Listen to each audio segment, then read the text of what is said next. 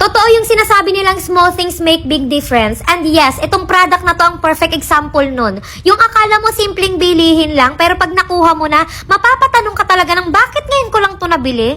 Hindi mo kailangan ng bonggang dahilan para i-check out to. Minsan, deserve mo lang talaga ng small reward para sa sarili mo. Huwag na maghintay ng perfect timing. Alam mo naman na pag ganito ka in demand, parang love life lang yan. Pag pinatagal mo, baka maagaw pa ng iba. Charot! Kaya kung ako sa'yo, huwag ka na magpaligoy-ligoy pa. I-go mo na yan habang may stock.